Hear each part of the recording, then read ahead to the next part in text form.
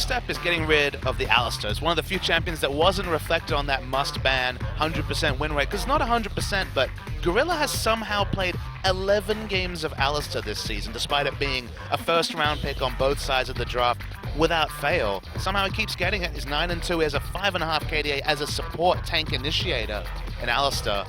And Gorilla, he's not getting any better. He was always fantastic. That's right.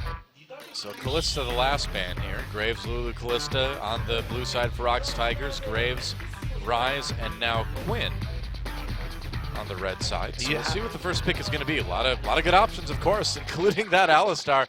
They didn't ban it out. There's no reason to not lock it in instantly if you're the ROX Tigers. Having Gorilla on that champion, it just plays to a T. The player that he is, he loves those early roams. He's always so smart in being in the right place, and when you have a suite of CC from level 2 and you're so often in the right place, my god, this draft is instant, and whoa, that's a Nocturne from Peanut. That is a Nocturne. I mean, we've seen him a little bit here and there, but this is going to be ROX Tigers experimenting a bit today, I think. So we're not going to get to breathe. Let's talk about the Nocturne. You see the startings of a poke comp. Corki, Nidalee are the first locks in. Nocturne, one of the best champions against a poke comp. Very hard to initiate.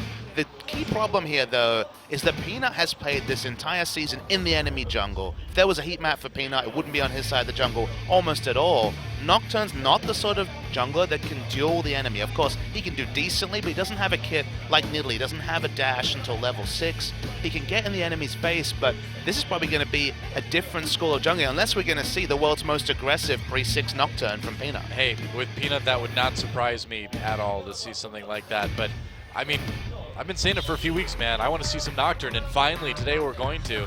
But mFire are being smart. They need to, I would have liked the LeBlanc quite a lot, just because you can't go for poke when you see a Nocturne. While the ROX Tigers aren't taking any time, though, they're literally insta-locking their picks. Who knows what's going on? Maybe this is just a 5-man pre-planned comp. They have literally locked in every champion. And we've got the return of the Ashe for Bray. Yeah, and the Kennen as well, which is going to go up in the top lane for Smed. So the Ashe is new for 2016 season. So basically the ROX Tigers were like, all right, let's figure out a comp. We know we're going to get to play it because it uses stuff that people just aren't going to ban or take away. You know what this comp's going to be, Doa? It's going to be Ashe Arrow into just let's go mode. I know. It's going to be great. Everyone will get in there. It's Grim Patron here, right? Yeah. Sounds, hey, I like that. I mean, the thing is that ROX Tigers have the lowest game time in the league for a reason, and that's because they like to get ahead early in a massive way and finish it off very cleanly. 32 minutes average game time, as we said, fastest in the league. 43 minutes is Jin Air in the last place, so over 10 minutes less a game is just an insane stat for given the fact that we're almost through one round. And now mFire just like, wait, what are we doing? What are we against here? What's going on? And they're just trying to work it out because we don't even know if it's going to be Kennen in the mid lane or Kennen in top. We're expecting Lissandra mid, but no guarantee. Yep. See, they've got about 20 seconds to switch it over if they want to. Teams have until the 20-second mark to make those changes in lobby. I actually like the Kennen top. I feel like Kennen's that quintessential safe top laner. Fine against Fiora, fine against Poppy. Very hard to gank, lots of disengage, good teleport flanks in the late game. But there is an argument for both here, so we're just waiting to that last second to find out what the ROX Tigers want to do. Yep, it's going to be Smeb on the top lane Kennen. Do you feel like the damage kind of falls off a bit for ROX Tigers? The question is, what does Peanut do this game? Does he do damage? Is he going full damage Nocturne? I don't know the answer to that. It could be a good amount of mixed damage if he does. You know, Kennen's got the AP, Nocturne should have the AD, Ashe adds a bit of AD as well. But it's a poke comp against just the most initiate you could ever ask for. It is. I mean, one team's going to win decidedly this game. Yeah, this is going to be a fun one, man. I mean, the ROX Tigers have a crazy, crazy engaged comp here. Prey, of course, on that Ashe. Made a lot of really nice plays last year. There's 5 people that can initiate on the ROX Tigers. I know. It's great. I love it. I mean, it's going to be fun. I love this team. Like, every time I get to see the ROX Tigers, I feel like I've got a smile on my face the entire game long, you know? Well, when you get into the first one, it's going to be fun. It is going to be great. Game number 1 between the ROX Tigers and mFire. mFire in a definite David versus Goliath situation. Can they handle it? Let's get into the game and find out.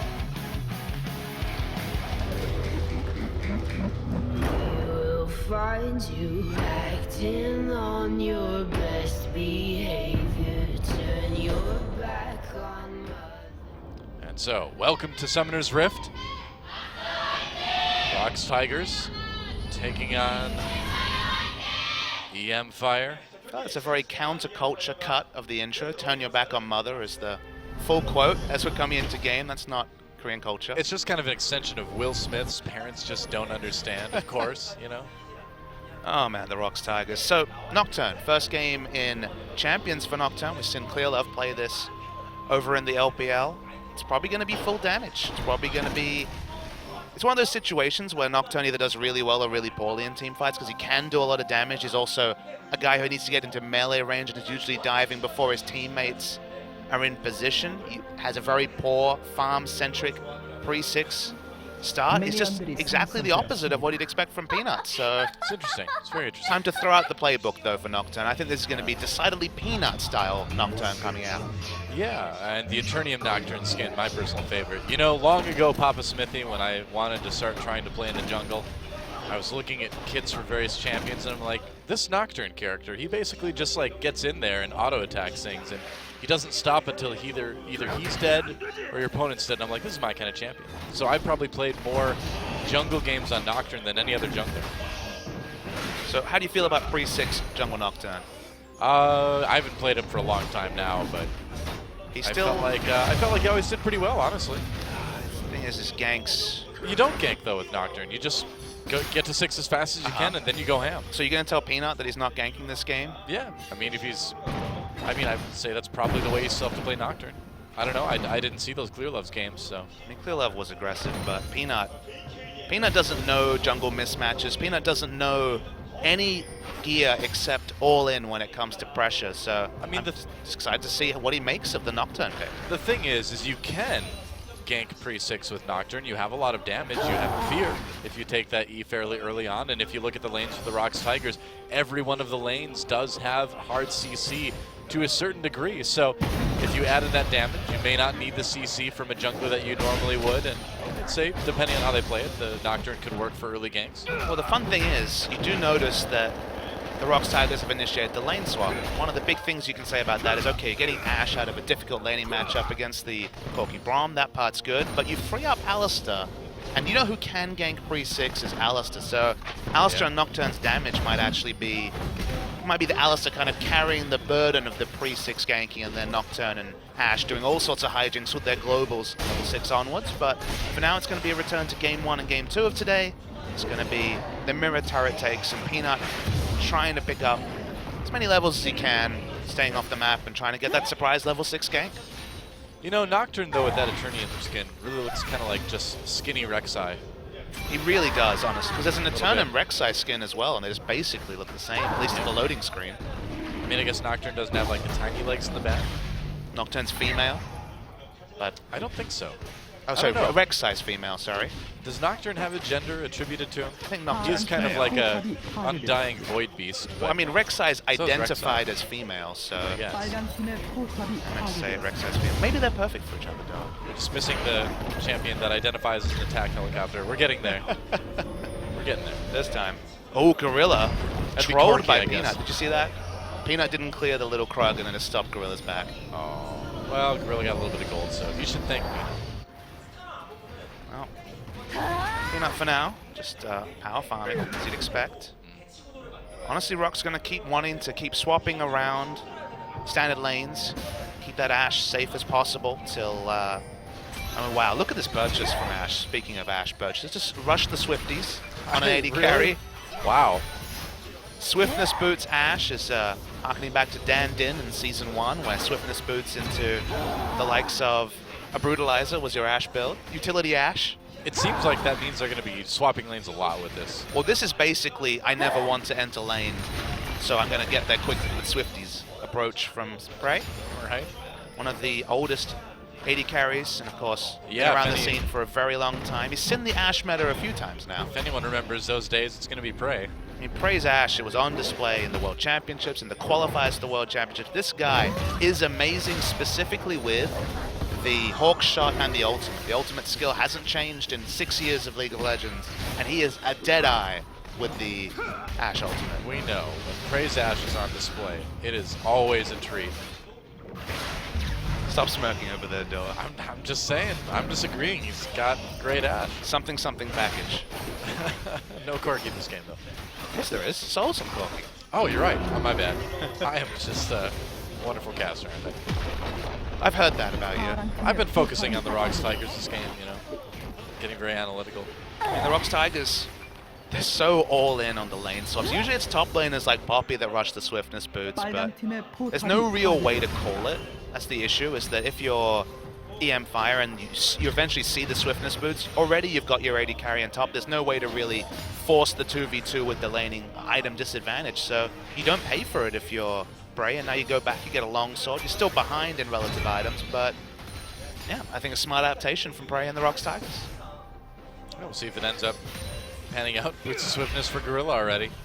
Well, they will be swift, if nothing else. He's put on his boots of roaming, Goa. That's right. You know what comes next? These boots are made for roaming. What comes next?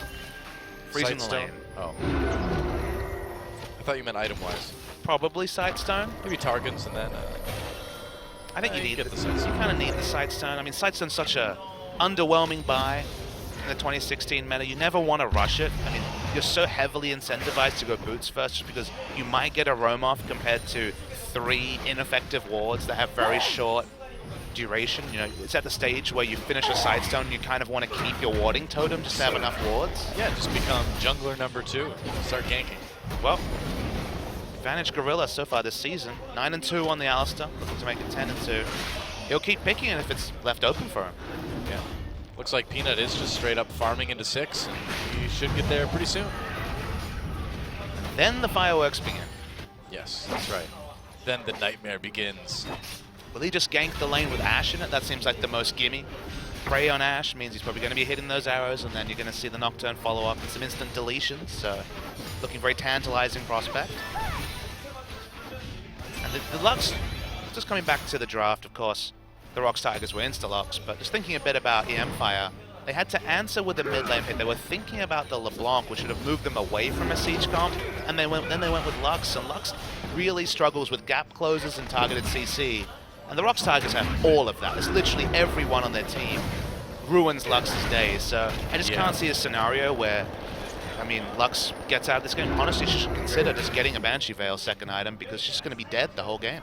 The mFire has been doing okay in terms of coming into the enemy jungle and trying to keep Peanut from hitting that level 6.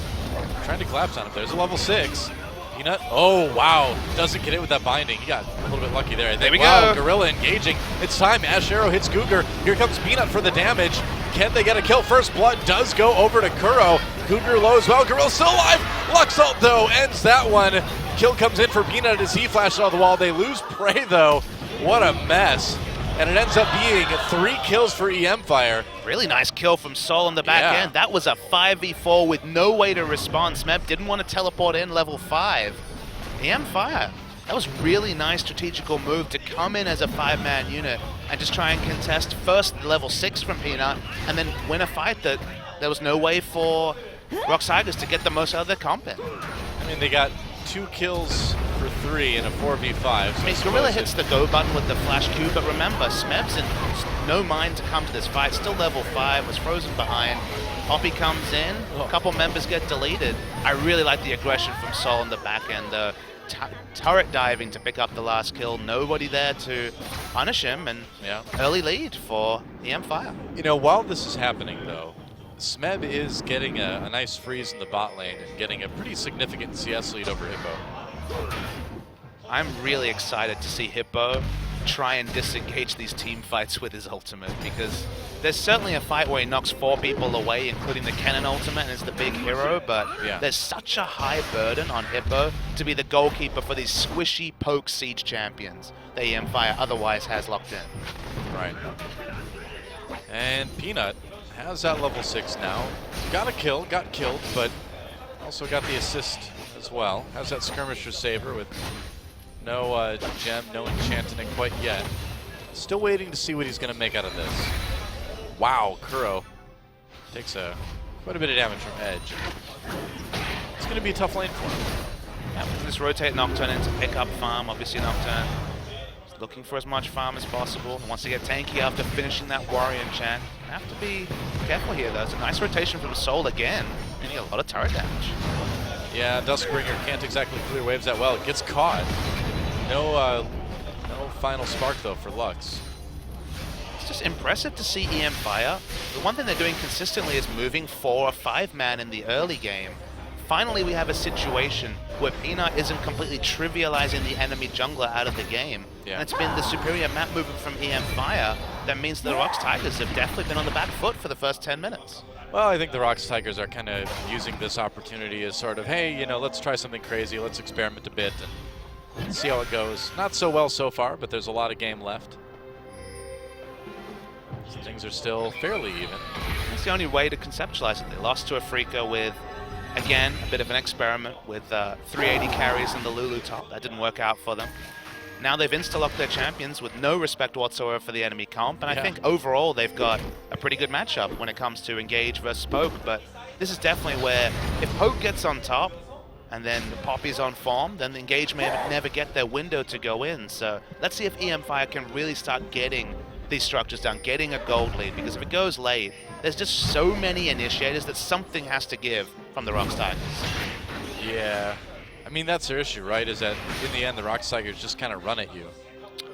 It's back to Season 2. Press R, run at people. Or whenever Sivers.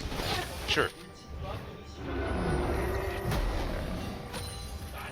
Right, he's pretty overextended, but smart pathing from Peanut means he's in counter gank range with the ultimate. How does this matchup develop is another question I have to kind of ponder. I don't feel like at any point Smeb will have kill pressure on a Poppy. Poppy can disengage with ult. Poppy gets very, very tanky. Double scales on resists with her W, so I don't think kill pressure exists in that lane, so it's going to have to be about the teleport flanks, you'd have to say. Which one can really disrupt the backline more between Cannon and Poppy? I suppose. Oops. Uh-oh. Forces the ult out of Kuro. Oh, for ult. I wonder if that's worth it. I mean, he doesn't have any cooldown reductions to that. Oh, he does have the CDR boots, but won't have that ult for a while. Would have had to recall otherwise, so kind of hard to say on that mark, but yeah, just thinking about top lane, probably going to be a farm fest. Well, I think you wanted to stick around because it looks like ROX Tigers really want to get this dragon in the near future. Pings come down from mFire, though. They don't have great deep wards, so not really. necessarily the entrance, obvious entrance points for Smeb.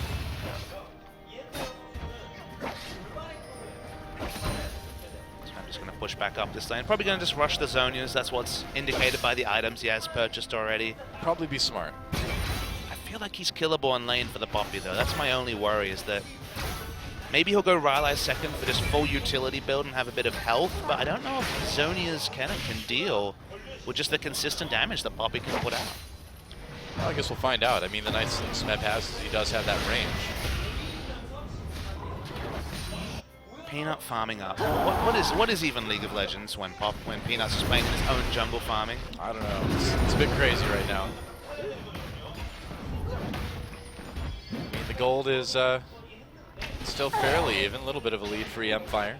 mFire just been smart at rotating around power points. The 5-man invade was good. They've got Corki now with Trinity Force. That's why they're putting so many members in mid.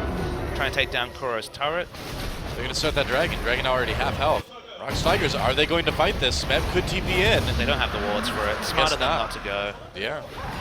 Could come in on a minion maybe, but... The most heartening thing about watching mFire is they play the game the right way. And that sounds like a weird thing to say, but they know when on which side of the jungle they're strong at. They know where to position their jungler. They seem to communicate well. Again, it's just literally they don't have the star players to back up their solid gameplay. I can see that. Peanut looks like he's going to go for the Hex Drinker. I would say Maw of Melmordius may be the eventual finish. What do you think? I think it's very likely. Obviously going to be the Hex Drinker first, but Maw is such a powerful item. It gives you such a great just stack of stats. It used to be an item that was never built because all you got was that magic damage shield, but now you get armor penetration. You're building that Serrated Dirk, which feels good. You're getting more offensive stats, and then when that shield is popped, you're getting the lifesteal, the spell vamp, I believe attack speed as well. It's just a block of stats where if you see multiple magic damage members, and obviously mFire is almost exclusively magic damage, you're kind of a fool not to pick up the more Melmordius. True enough.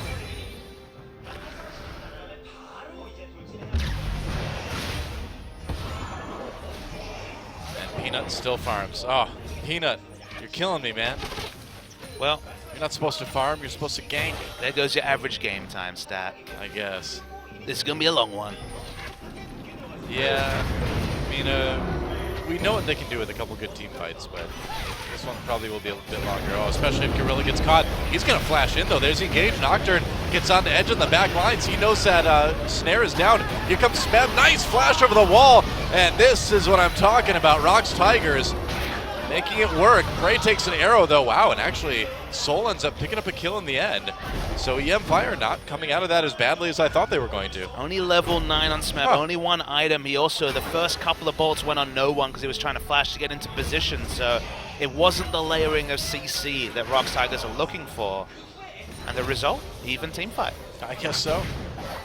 Start off as an even team fight in numbers, but they're going to lose their mid lane turret. There's definitely a world where mFire wins this game. I would agree. The big question is, can mFire keep the decision making up? Are they able to continue this into the late game? If it was a Spenu, I'd definitely say no, but mFire have shown a bit more poise than some of their fellow cellar dwellers at the bottom of the rankings, so it's certainly an outside bet. I'd still say the ROX Tigers have a comp that's very competitive against the lineup they're against, and they're certainly well within touching distance at 1,500 gold behind, but there's an outside chance, yes. Yeah, it's one of the rare games that the ROX Tigers have had a gold deficit at 15 minutes. One of the rare games where Peanut's on a farming jungler. Yeah. Far cry from Elise and Nidalee is this Nocturne pick. Yeah. So far, not so good. Well, you don't pick Nocturne for the first 10 minutes of the game, but even his first two ultimate uses have been basically a wash or a slight loss from the perspective of ROX Tigers. There's certainly some item timings where the ROX Tigers really start hitting high gear. It's a utility Ashe at the moment, just Essence Reaver and the Swiftness boots are just about poking from distance rather than any Infinity Edge when her damage really starts to ramp up. Extra input, but not more Malmortius completed for Nocturne. Probably the biggest worry has been that Lissandra, Kuro's been bullied this laning phase. Almost every time we see him, he's taking a big burst of damage from the Lux. Obviously a big range advantage for the Lux, but so far the Lux has gotten through fairly unscathed. It's just, how do you navigate a late game team fight as Lux? Because you're going to need to be so far behind your tank line and still put out damage. Yeah, well, Lux is certainly one of the champions that can do that. You've got a lot of range. Well, that light binding and that alternative. Actually using the buff here. Smeb needs to be careful. Whoa, that was different. That was early. That was a bit early. Yeah, maybe they thought the engage was coming. Guger using that Braum ult. They saw the glacial path over the wall and just assumed that it was a gimme, but wasn't elected to be taken by Kuro. So now an important team fight cooldown is down. Ash Arrow's coming in. Yeah. Here we Here go. it comes. It's going to land. It's going to not land. It's going to hit Guger, not the person they were going for, and ROX Tigers not engaging. Smart from Edge. You notice he actually used the ult early to chunk out Smeb. Smeb can't fight in this fight, doesn't have a ward to teleport to. Prey, meanwhile, split pushing here, taking out the tier 2 in bot lane. Alone. Wow. Yeah. You don't see this very often. The AD carry just casually walking over. Doesn't have any wards whatsoever. They don't have vision of the backs. Can't stop the back timers because Smeb was DPS'd out, but fairly even trade in damage, even though it looked like a really bad spot for the ROX Tigers. Yeah. Well, they're hanging in there. They've certainly decided to give themselves a hard mode version of League of Legends in this game. Don't spot out pink wards, so it's a nice aggressive vision. They know where Smeb's going. We'll have to see that evolving matchup between Smeb and Hippo on the top lane with this Poppy. You know, mFire's warding is really good too, isn't it? I mean, again, this team, if you had to make a comparison, it would be the impression that Anarchy gave when they joined the league last season. The only difference is they don't have the superstar mid laner. Edge is good. I think he's probably the most impressive member of their roster, but he's not Mickey, where Mickey was literally winning games off his own back. Yeah. They're just so solid in the other roles that, again, they're good to watch because you know they're going to give you a good value game, even if ultimately they're outmatched. Yeah. Should be Dragon again pretty soon, I think. Yep, it's back up now. Decent siege from the ROX Tigers. Again, it's mostly on the back of Prey, poking out with the W's.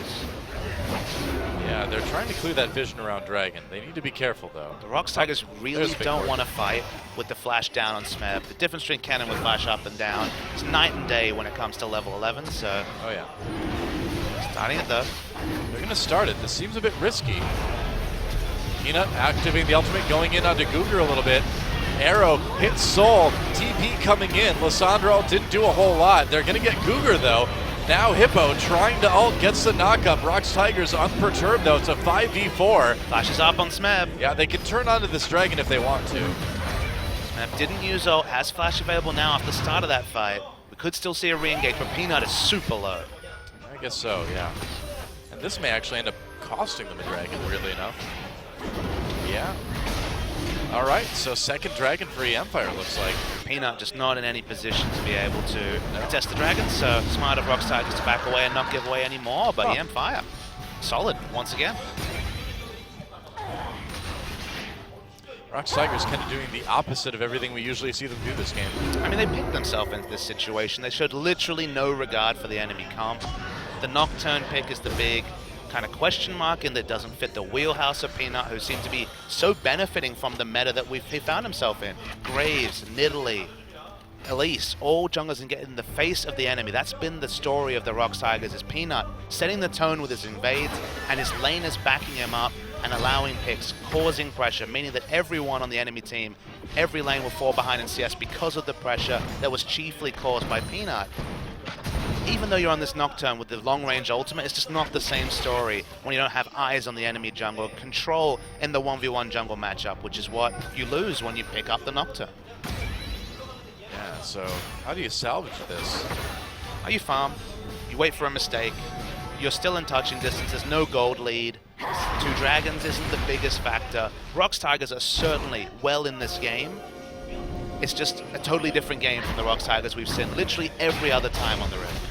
They've got 2 Zonias on their side too, so they can survive a lot of the Lux burst coming in, or maybe an engage by Nidalee. Also means that Smeb can get in the back line, pop that ult and Zonias, so they doesn't get knocked away by the Poppy. Arrow time. Hello, Ash Arrow coming through. Not hitting anybody though. It was actually a good time to take the try. They knew the Edge's cleanse was down, so if they hit, there might have actually been a kill there with the 3-second stun coming off the back of the arrow, but yeah. ROX just looking for farm at the moment. There's no objectives for them to pick up. They have no way to siege down Lux's turrets, so just answering the pushing waves of mFire.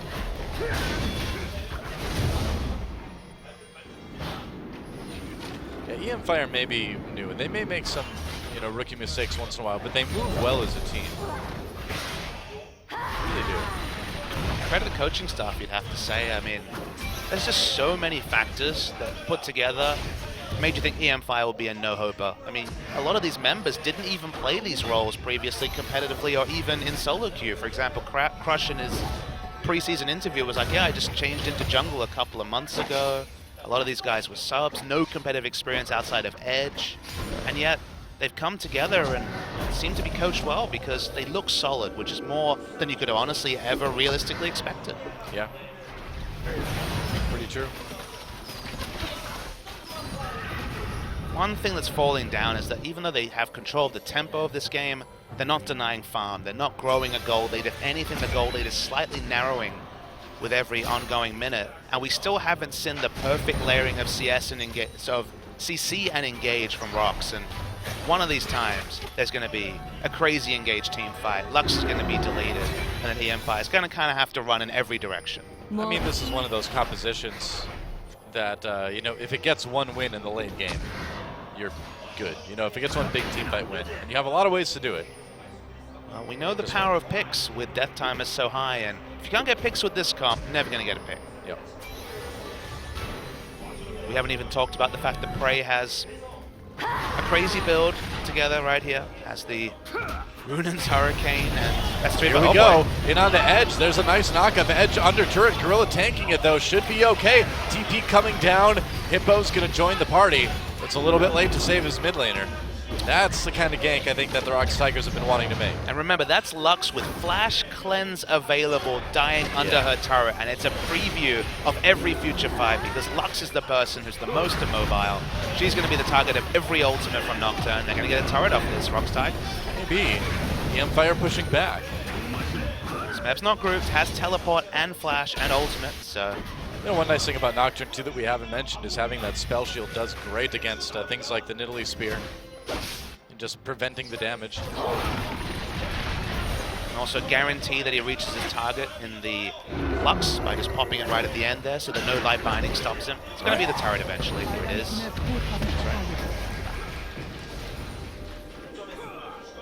So a successful push in mid for the ROX Tigers.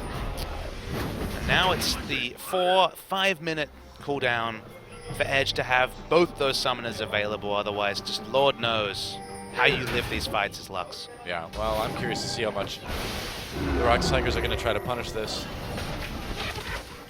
Looks like Dragon's up soon. We don't have a timer for that, obviously, with the spectator bug. It's about a little less than a minute. We'll see. Hippo coming in. Gorilla zoning. There's a Braum ult. Wow, they're going to go in onto Smeb in the back line. There's Edge with a big Lux laser, but will he get taken out? Ult comes in from Smeb. There goes the Lux. It's a messy fight, though.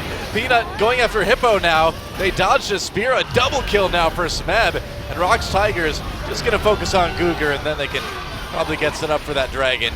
And these fights are just so insane with this comp. While it was messy, the target selection from ROX was right on top. They knew there was no flash, no cleanse. They found Lux, deleted her. And with her dead, there's just really little way for mFire to win a fight. She's the general at the back of the fight, shielding, CCing, bursting. And if she's dying first, so are the hopes for mFire. Let's check this out. This was just everyone running and no flash, no cleanse Lux. And she got some damage out, as you mentioned, but once she's dead, it's kind of when everything falls apart. Because Soul's just poking from the back. He can't get behind his tank line. Everyone's super low. Prey literally flashes aggressively because he might as well. And there's just no ability for target selection. And fighting around this terrain when you've got the Nocturne ultimate, when you have all the mobility and all flashes up from ROX, is just suicide from an mFire perspective. When you have Lux, you want to be fighting in a long lane around a turret, either sieging or blocking siege, and then just ensure that there's no terrain for you to have to navigate, because if there is, you're going to get caught and you're going to be killed. Yeah, suddenly a 3,000 gold lead opens up for the ROX Tigers, and their hyper all-in comp is doing the trick. We'll see if they can prevent this Dragon now. Some of their ultimates are long cooldowns. Specifically, Smeb does not have his ult. Yep, that is a big deal. Hippo getting zoned a little bit. Nice dodge on the spear. Gorilla. Oh, there's one zone he's got. Smeb coming in, flashes away, gets out of the W. Prey zoning on the outside. They can turn the string if they want to. They're going to go in. Yeah, Kuro over the wall, helping Peanut pick up a kill. Meanwhile, Prey all over Rip in the back line. Smeb helping out there. And Kuro, Gorilla, and Peanut chasing away the rest of mFire. There we go. Nice W onto Guger. That's going to be another kill. Peanut picks up his second of the fight. And now things are starting to come together for this ROX Tigers composition. If mFire can't kite back into open space, this will keep being the story. You have targeted engage from the Nocturne. You have very fast Alistair, very fast Lissandra flank, the Kennen coming in from all different sides. This is just a recreation of the Kennen support games that the ROX Tigers had at the end of last season, where it felt like everyone was an initiator from every direction. And when they're fighting in the jungle, everyone can do that from the ROX Tigers. Yeah, let's watch that fight again. Smeb with the casual zone. His flashes early so there's no wall slam. And then it's just all about the multi-pronged attack. The Kuro initiate was the big coup de grace, though, into the back line, instant deletion of the Corki. And mFire needs to be fighting all in a line, poking in a long line. It's not offered that because every time those cooldowns are up, all in comes in from ROX. Yeah, Peanut gets in the back autoing too. That Nocturne can certainly do a lot of damage. More Marmortius completed, and look at that build. There's no tankiness there. There's a bit of health coming through, but nothing else. Yeah, pretty much just wants to do damage, which seems about right. Well, his thesis is that everyone's going to be CC'd forever between the Slicing Maelstrom, Alistair, Ashe, and Kuro's Lissandra CC, so he can just auto-attack and kill people. Yeah, and you've got the Fear on Nocturne too, in case any of them think about trying to get away. Fighting in CC, in melee range. Yep. What a world. Oh yeah, well Nocturne does have a nice chase too with the Duskbringer, giving him that path that he can just follow too. These fights have just been crazy though. But now we're at the point where it's a 5,000 gold lead. ROX Tigers have almost complete map control, a couple of defensive wards out. And this is where the veteran team who's been given a sniff just, how do you come back as the mFire? Because you've got a siege comp and suddenly you don't know where anyone is. You've lost the last couple of fights, you don't have any defensive wards down. The pink ward line is so aggressive from the ROX Tigers around Baron. And they can dive you like crazy too. They can dive you if you're ever out of position. You're just going to get choked out of life just because ROX Tigers got an inch, took a mile. Yep. And now the Baron pressure begins. Are they actually going to go for it early here? They have a very fast Baron, so yes. All right, they will. The mFire doesn't really look like they're in a position to respond to this. They will know what's happening just because Kuro pops in vision. Yep. This Crush, throwing in the spear, it does connect with Gorilla. They could go into this. TP coming down, ROX Tigers has to back away.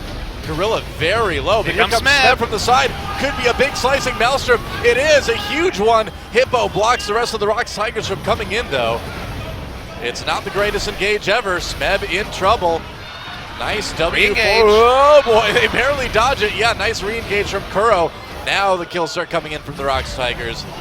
Nice Duskbringer. Peanut gets in range. Cougar very low. Gonna live through this one, it looks like. Couldn't layer the CC ideally, but even though Gorilla was literally at 200 HP when they started that fight, actually died without using his ultimate. Well, Hippo prevented that one from being a complete stomp anyway. And turn back onto the Baron. No jungler to contest. Gonna be easy Baron pickup for the ROX Tigers. Yep, that's right. Edge just pushing up that mid lane. Doesn't have his ult to try for the steal. Oh, Peanut needs to be very careful, down to just 60 health. Oh, there we go. All good. Not even close. Yep. All 5 members end up getting that Baron buff. Burrow decides he wants to just take the casual, the scenic route back. Peanut had the choice between the Titanic and Ravenous Hydra. We all know which one he chose. Oh yes, going Ravenous. Gotta go Ravenous. Probably Black Cleaver is the last item for Peanut. Why not? No, Black Cleaver used to be one of the older early items on the Nocturne. The old Black Cleaver anyway. Never changed, Peanut. And you can see the vision right now. I mean, the mFire really has nothing outside of their own jungle. I mean, the mFire's safe zone is their inhibitor turrets, because anywhere else, you just never know which of these long-range initiates or teleports or picks. The pick potential is just disgusting from the ROX Tigers with their effective blind pick. Maybe they heard that blind pick was removed from OGN, so they just thought they'd blind pick anyway. I suppose. They're just as furious as we are. Yep. Irate. Yep. Two Shens is dead. WTF. Yeah, exactly. Oh, didn't get it. All right. All the pressure coming in for the ROX Tigers. Their average game time certainly going to go up a little bit after this one, but maybe not too much. Waiting for the next dive. There it is. All in, onto Hippo. Lissandra used. There's a nice zone use from Kuro. That's how you kill the tankiest member of the other team. Well, it's just the start as well. We're waiting for some more initiate. Ash Arrow still available. Smeb doesn't have teleport though, so yeah, can't just show up. They've already got a kill. They're going to be pushing every single inhibitor. It's go time for the ROX Tigers. Yeah, well, Peanut needs to be kind of careful. He doesn't have his ultimate anymore. Well, the base is broken in 1 lane. Smeb's been free hitting. That's 2 lanes. Just looks like a little bit too much for mFire to handle at this point, as they may lose their final inhibitor here, or inhibitor turret rather. Kind of a thing I've been thinking about. All these... There's one inhibitor. What is it with these teams right at the bottom of the ladder wanting to play these poke comps that are so specific? There's no way to get back into the game. Why not just go 5v5 team fight? Because got more of a shot in the late game. I don't know. You just tell yourself you can hit those skill shots. You can poke enough to take the objectives, and it just doesn't work against teams like this, I guess. If you've got a Fiora, you've always got late game insurance. If you've got a poke comp, the late game is not your friend. Yeah. Oh, there's the arrow coming in. Hits Crush. Crush gets away, though, just in time. There's a Braum ultimate. But ROX Tigers already over the back lines in general. Crush has to flash away. Peanut all over Hippo right now. Prey just doing the damage with no opposition. Nice knockup from Gorilla before he goes down. Gives Prey the double. And that may just give the ROX Tigers the win. Edge, Crush, and Soul still alive, though. The carries still able to do some damage. Ooh, Prey needs to be careful. But here comes Smeb onto Crush. Gets a stun onto Soul, too. Wanted a little bit more of that, but they may still be able to close it out. Oh, Crow goes in with the W. Zonia's right away. Lux Laser nearly kills Peanut. Oh, he does go down to Soul. The Nexus low. Edge the only one defending it besides Soul, though. Smeb dodging, and it's enough. He gets it. That is going to be the ace. That is going to be the game. That was insane. But ROX Tigers still winning at 35 minutes. GG. Well, the blind pick, Wow. all in comp from the ROX Tigers, literally locking in at every opportunity, was a treat to watch. I love these guys. We saw the world's first frontline Ashe, who basically every team fight was only flashing aggressively to do Hurricane Bolt hits, because why not? And maybe that's just the way the ROX Tigers look at this series. Why not, Doa? The ROX Tigers may not make any sense, but they're always entertaining. That's for sure. Well, they took it easy. They played the comp they clearly wanted to. This is a team that shaped the meta in the first months of 2016. I don't know if this one's going to catch on. Have they, though? Not enough people are playing this way. Well, they should be, Doa. They should be, indeed. It was messy. We'll see what they want to do in game number 2, if they're going to tighten things up a bit, if they're going to go for something. Can they really loosen it crazy anymore? I don't know if the Peanut Nocturne was the greatest plan there, but it won. No Phase like, yeah, well, you decide to play Nocturne. We'll put you on a real jungler next game.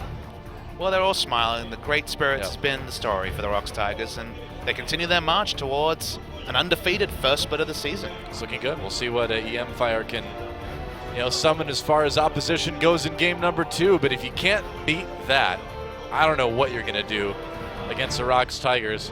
We'll see what happens in game number 2. Guys, don't go anywhere. Champion Spring will be right back after this.